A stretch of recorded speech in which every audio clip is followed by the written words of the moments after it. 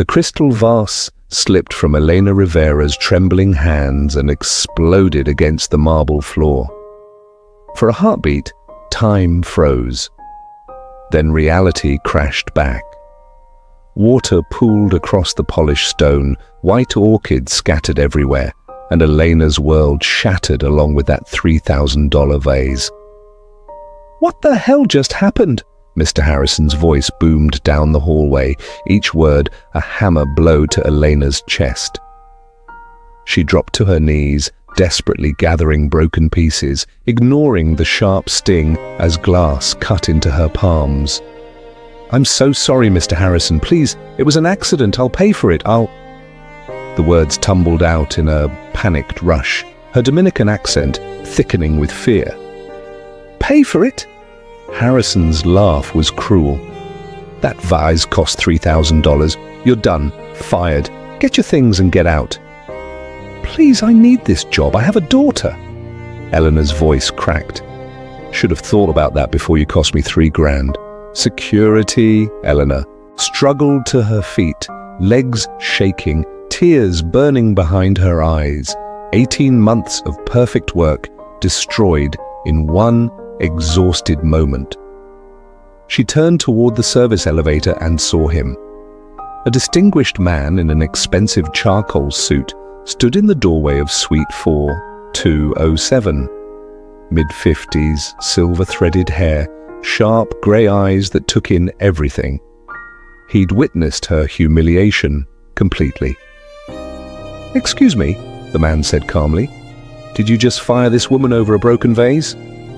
Harrison's face transformed instantly, anger replaced by an oily smile. "Mr. Chen, I apologize for the disturbance. This employee damaged valuable property. We maintain the highest standards here." "The highest standards," Mr. Chen repeated, something dangerous in his tone. "I see. Does firing someone without investigation fall under those high standards?" "Sir, this is an internal matter." "Actually, it's my matter," Mr. Chen interrupted smoothly. "I own this hotel. My company acquired the Grand Meridian chain 6 months ago. Personnel issues are absolutely my concern." The color drained from Harrison's face. Elena watched, stunned, as her world tilted again. "Mr. Chen, I had no idea you were here," Harrison stammered. "If I'd known..." "You'd have what? Treated me differently than everyone else?" Steel edged Mr. Chen's voice now. "That's exactly your problem, Harrison. You care more about impressing wealthy guests than treating staff with basic human decency." He turned to Elena, his expression softening. "What's your name?" "Elena Rivera, sir," she whispered. "Elena, please go clean that cut and wait in the staff lounge. I need to speak with Mr. Harrison. Then I'd like to talk with you." Elena nodded wordlessly and hurried to the service elevator. Behind her, she heard Mr. Chen say, "Now then, Harrison, let's discuss why your management philosophy needs to change, immediately." The staff lounge was empty at 2:15 a.m. Elena went to the small bathroom, running cold water over her, bleeding palm, watching red swirl down the drain. Her hands still shook. One moment she'd been fired, her life crashing down. The next, the hotel owner was defending her. None of this made sense. She wrapped gauze clumsily around her hand, the physical pain almost welcome. Something concrete to focus on instead of chaos. She thought about Isabella, her 7-year-old daughter, asleep at home. Isabella with juvenile diabetes who needed $400 a month insulin.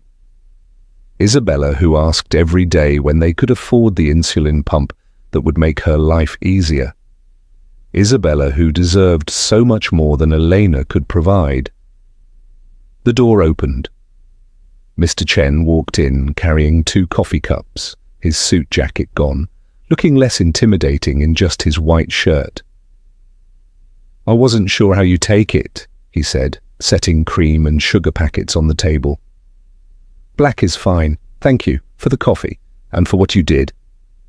Elena accepted the cup with her uninjured hand. Mr. Chen sat across from her. Up close, she noticed the exhaustion in his face, dark circles under his eyes, fine lines creasing his forehead. "You don't need to thank me." Harrison was way out of line. He sipped his coffee. "I meant what I said. I do own this hotel. I've been visiting different properties, seeing how they're run. What I witnessed tonight was unacceptable." "You're not firing me?" Elena asked, hardly daring to hope. "Fire you? No, Harrison overstepped completely." Mr. Chen leaned back. "But I'd like to understand what happened.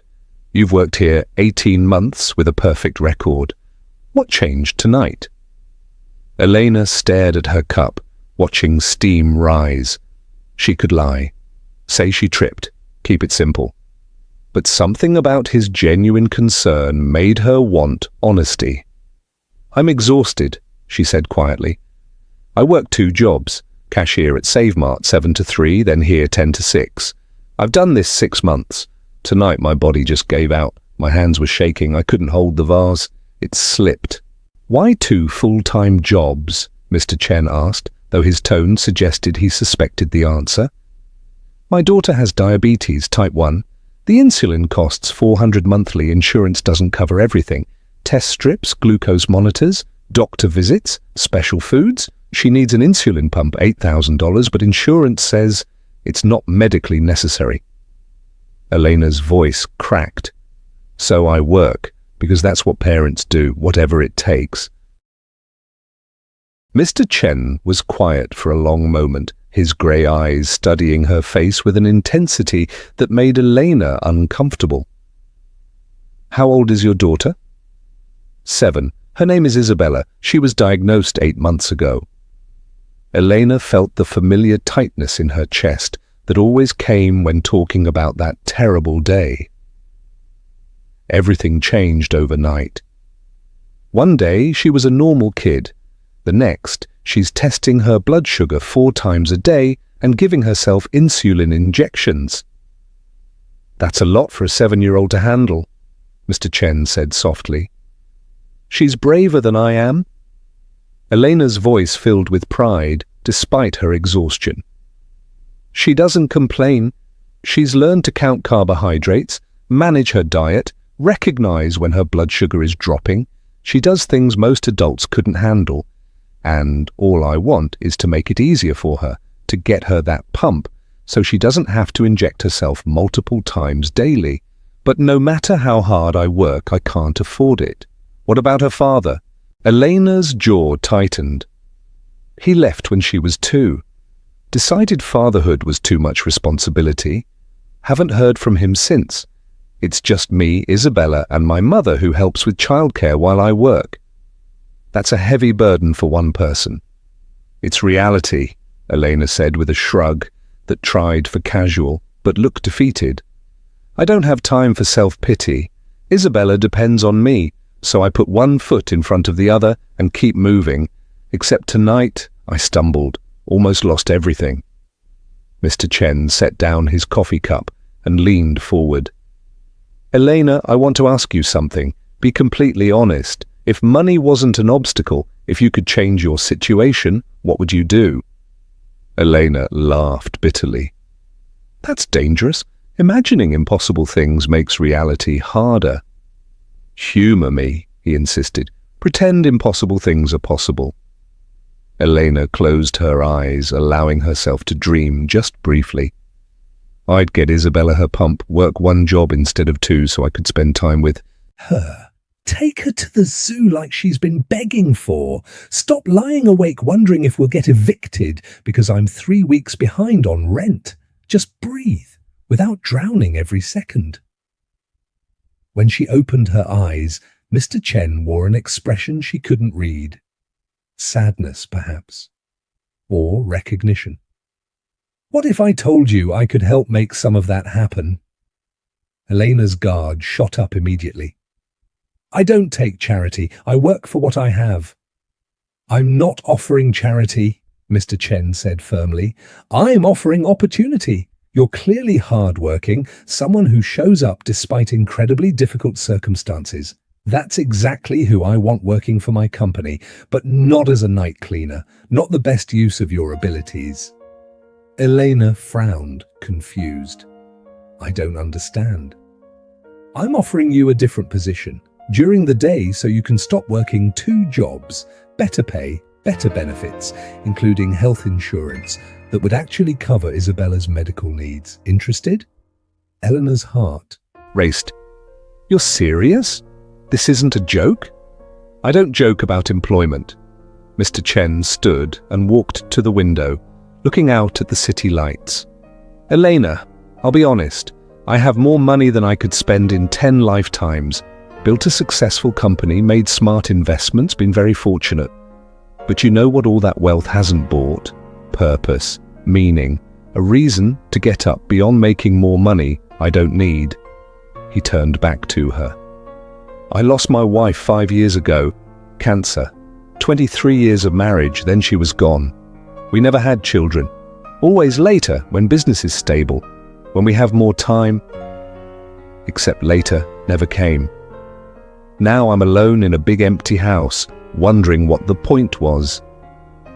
Elena felt unexpected sympathy for this man who seemed to have everything but was clearly carrying deep pain. "Meeting you tonight, hearing about Isabella, your struggle to care for her, reminded me of something I forgot. The most important work isn't making money or building empires. It's taking care of each other, showing up for people who need us, using whatever resources we have to lighten someone else's burden." "I don't know what to say," Elena whispered. "Say you'll think about it. I'm not asking you to decide now." He pulled a business card from his wallet and set it on the table. "Call me tomorrow, after you've slept and processed everything. We'll discuss what position might fit, salary, benefits, all the details. And Elena, one more thing. Whether or not you take this job, I'm making sure Isabella gets her insulin pump. Consider it a personal gift, not from an employer, but from someone who understands what it's like to wish you could change someone's circumstances and actually have the power to do it." Tears streamed down Elena's face. "Why? You don't know us. Why help us?" Mr. Chen smiled sadly.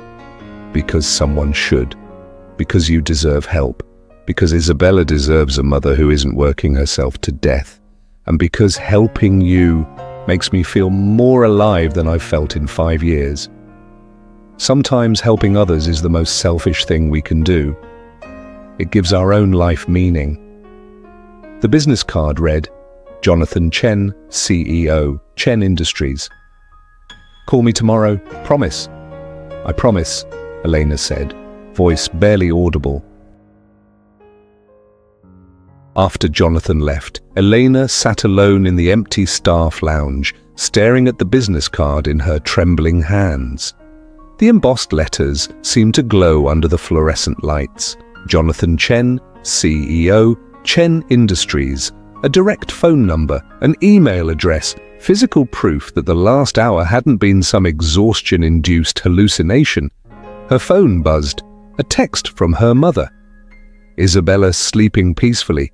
Blood sugar good all night. She drew you a picture of butterflies. Says she can't wait to show you. Te amo, mija." Elena pressed the phone against her chest and let herself cry. Not the terrified, desperate tears from earlier when Harrison fired her. These were different. Relief, hope, gratitude so overwhelming it hurt. She had walked into tonight thinking her world was ending. Now, impossibly, it felt like it might just be beginning. She looked at the clock, 3:45 a.m.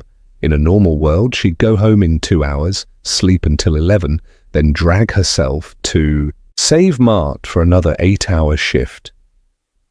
But tomorrow wouldn't be normal. Tomorrow she'd call Jonathan Chen.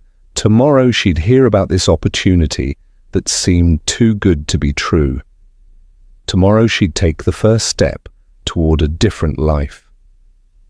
Elena carefully folded the business card and tucked it into her wallet, right next to Isabella's photo.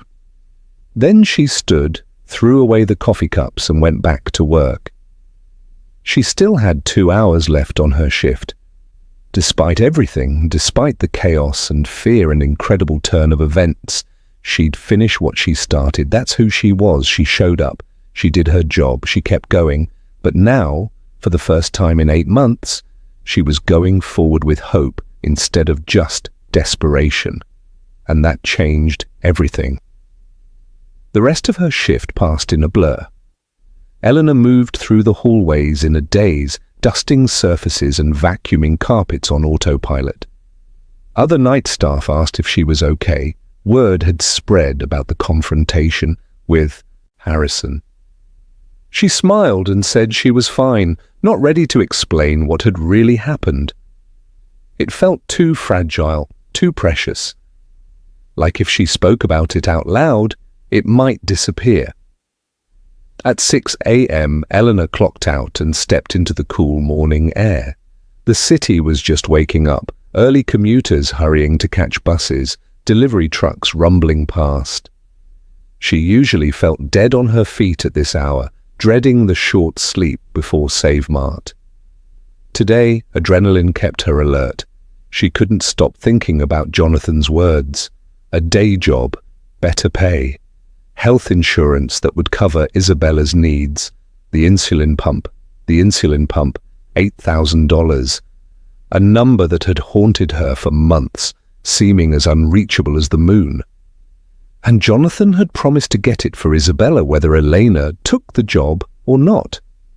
She still couldn't believe it. People didn't do things like that. Rich people especially didn't just hand out thousands of dollars to struggling hotel cleaners they'd met once. Except Jonathan Chen apparently did.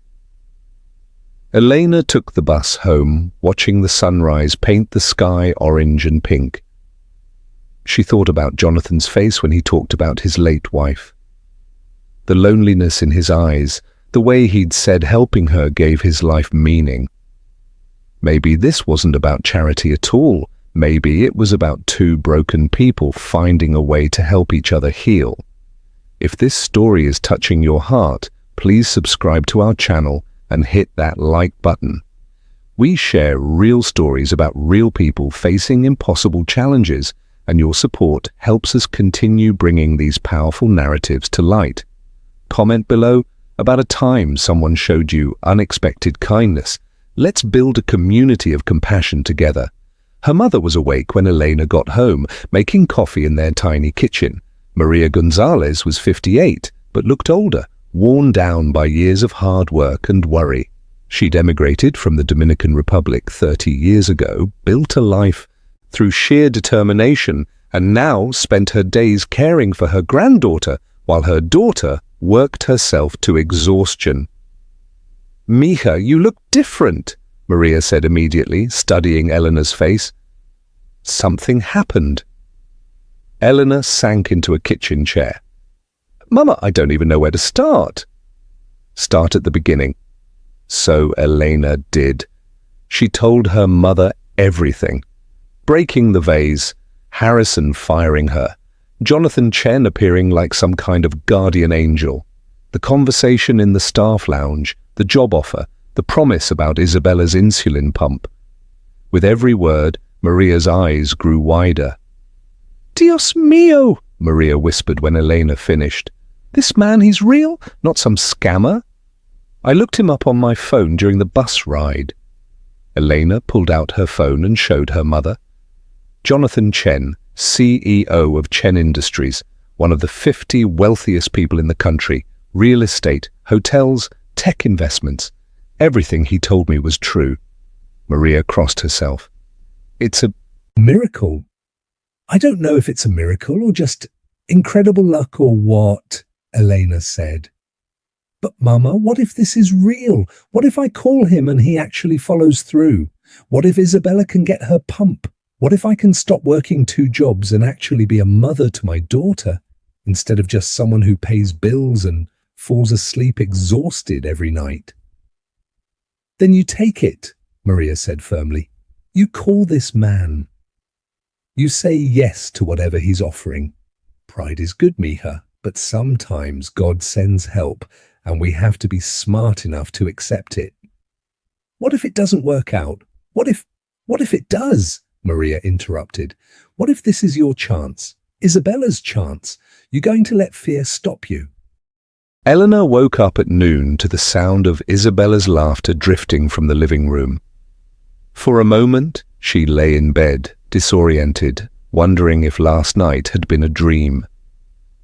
Then she saw Jonathan's business card on her nightstand, and her heart began to race. It was real, all of it.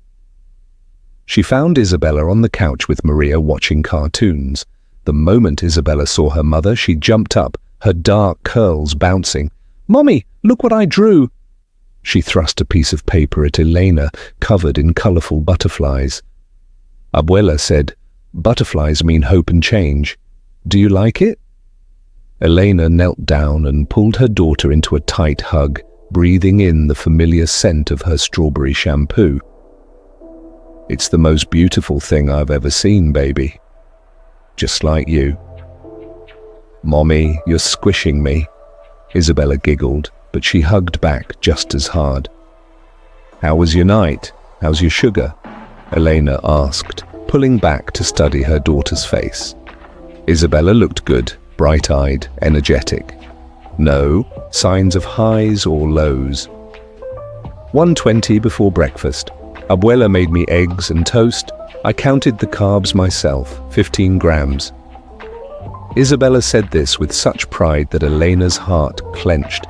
7 years old and already managing complex medical calculations. That's my smart girl. Elena kissed her forehead.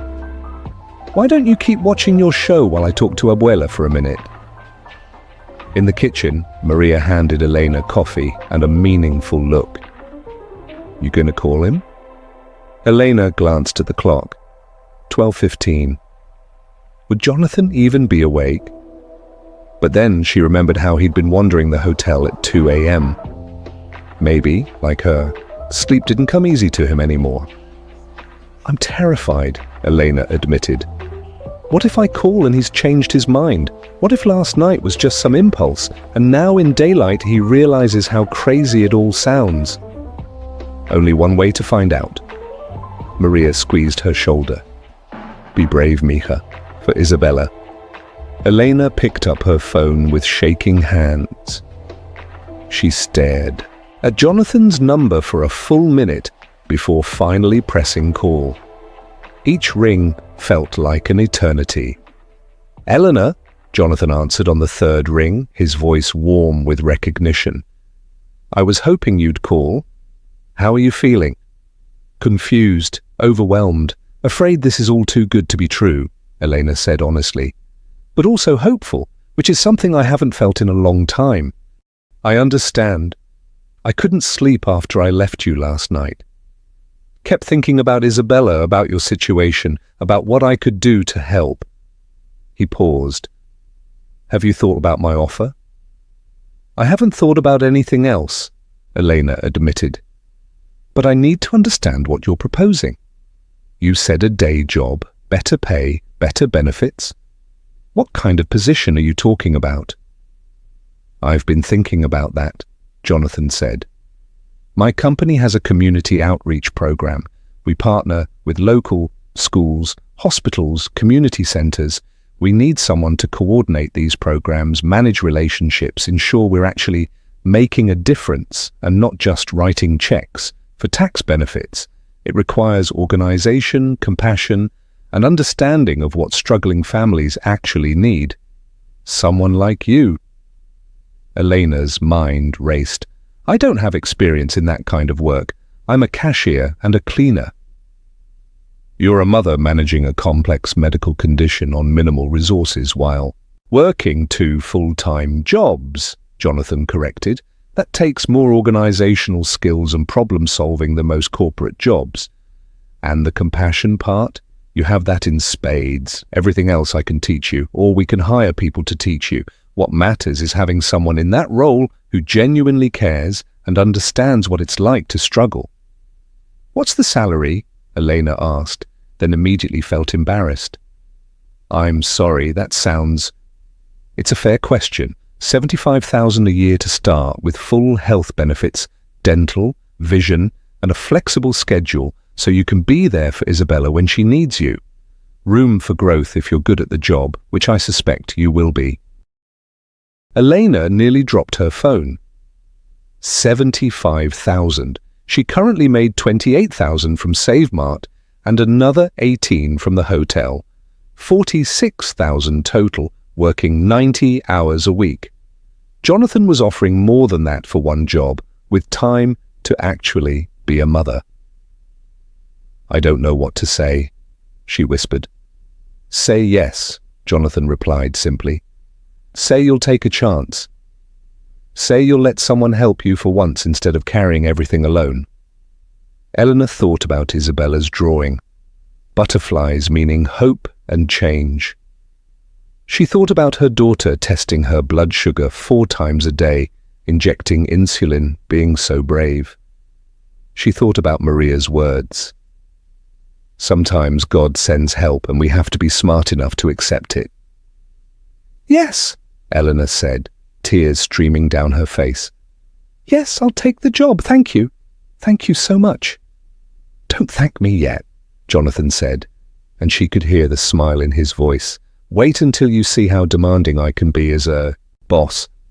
When can you start?" "I need to give SaveMart 2 weeks' notice. It's only fair." "Fair? That's exactly why I knew you were the right person for this job." Jonathan paused. "And Elena?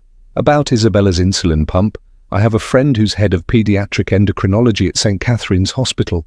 Best in the city.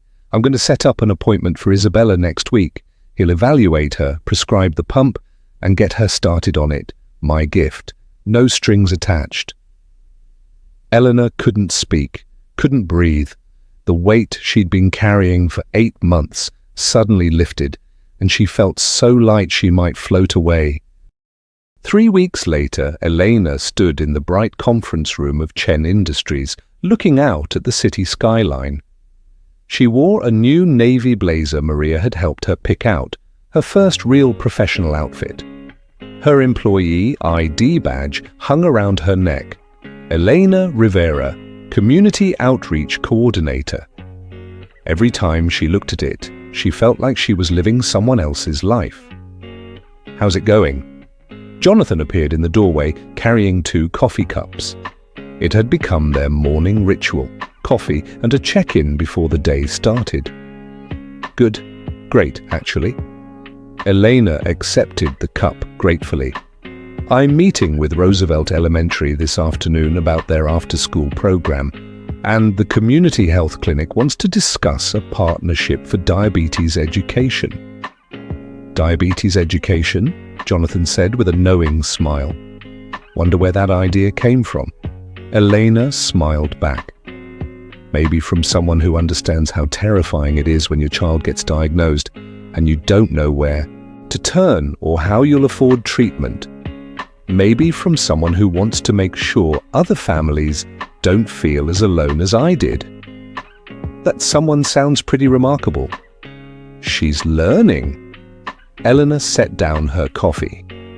"Jonathan, I need to tell you something. Last night, Isabella used her insulin pump for the first time without any help. She programmed her own dosage, checked her levels, did everything herself. And afterwards she said, 'Mummy, this is so much better. Thank you for getting me this.' She doesn't know you paid for it. She thinks I saved up. But I know, and I need you to know how much it means. You didn't just change her life. You saved it." Jonathan's eyes glistened. "How is she adjusting to everything?" "She's thriving. The pump gives her so much more freedom. Her blood sugar is more stable. She's back to being a regular 7-year-old. Elena's voice grew thick. "Last weekend I took her to the zoo. First time in over a year I've had time to do something like that. We spent 4 hours looking at birds, and she told me every single species name, Latin and common. She was so happy, Jonathan, so purely, completely happy. I'd forgotten what that looked like." And you? Are you happy? Elena considered the question. I'm still adjusting. Sometimes I wake up afraid it's all a dream, that I'll be back working 2 jobs, running on 3 hours of sleep, watching Isabella struggle, but then I come here, do work that actually matters, and go home at 5 to make dinner with my daughter. I'm sleeping 7 hours a night. 7 hours, I didn't know that was possible. You deserve it, Jonathan said firmly. All of it. The job, the time with Isabella, the sleep, the peace of mind. You've worked harder than anyone I know. You earned this. I earned it with your help, Elena corrected. I'll never forget that. We helped each other, Jonathan said quietly. Before I met you, I was going through the motions, making money, attending meetings, existing but not really living.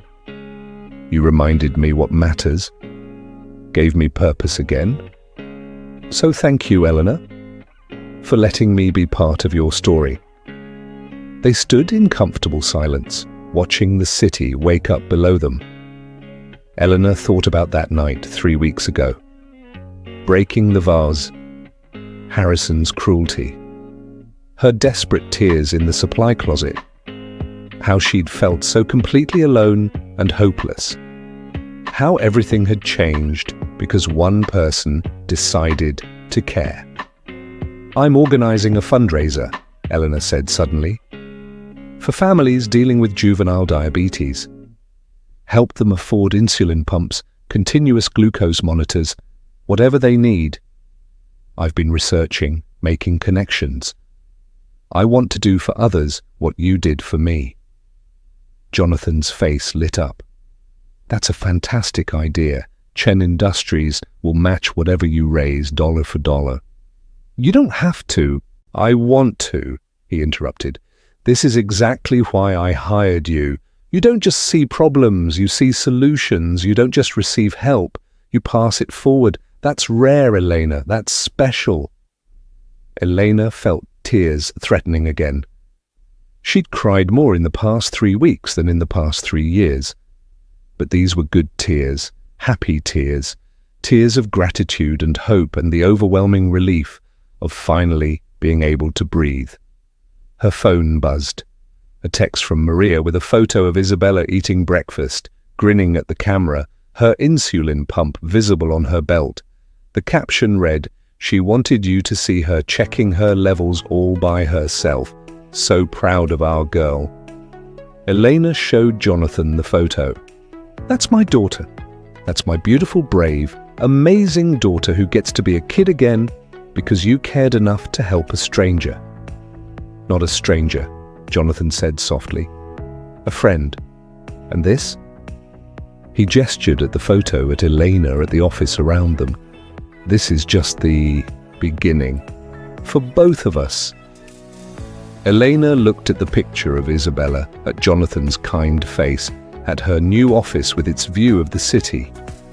She thought about butterflies and hope and change, about how your whole life could transform in a single moment if someone decided to care. Yes, she said, smiling through her tears. This is just the beginning. And for the first time in longer than she could remember, Elena truly believed it.